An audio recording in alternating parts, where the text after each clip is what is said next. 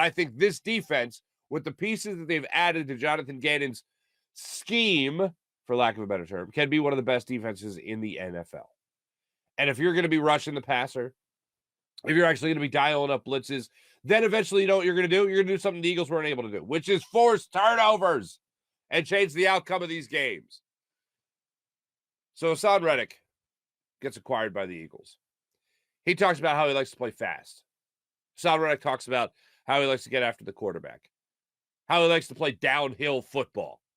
And every Eagles fan is on the edge of their seat thinking to themselves, oh, man, what can this defense be like if they're anchored by Haason Reddick? Oh, and Brandon Graham's coming back and Josh Sweat's coming into his own. Then they go out there in the draft and they take Nakobe Dean in the third round, and in the first round, they take none other than Jordan Davis. Oh, man, this defense is going to be good. You already got Darius Slay. You've added James Bradbury to this.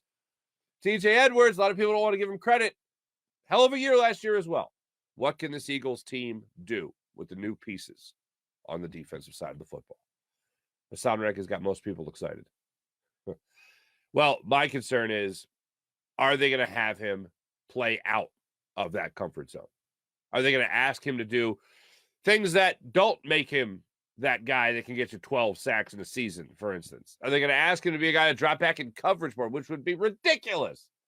So yesterday, right before the practice, Jonathan Gannon is addressing the media for his press conference, and he was asked about Haason Reddick. You really haven't had players like this before.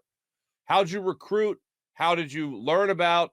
And what's the best possible way to put Haason Reddick to work in your defense?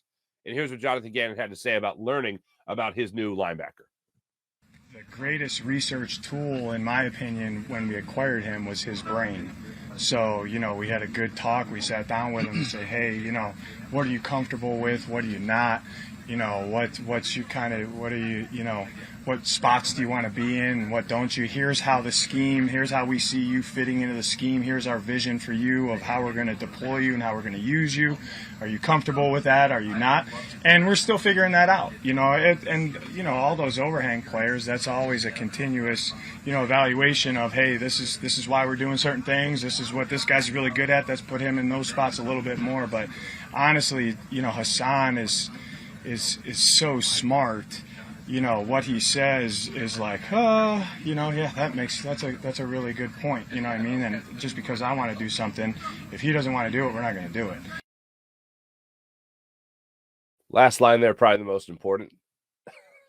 If he doesn't want to do something, we're not going to do it. Great. The other is, I assume that is the I don't know, the gates of brilliance. I don't know. Opening up for Jonathan Gannon. Let me listen to Haason Reddick. Let me learn a little bit from him about what I can do defensively. Not just with Haason Reddick, but the rest of this defense. What can I do down the line with a guy like Nakobe Dean? What can I do down the line with TJ Edwards? What can I do with this, really, with my entire defense that I wasn't doing last year? We're gonna isolate that. We're gonna use that later in the season. Hey, Jonathan Gannon, you were playing against Daniel Jones, a guy you could force into mistakes, and last year you didn't. Maybe blitz him. That'll be a constant drop throughout the upcoming Eagles season. We're gonna have some fun with that. That much I guarantee you.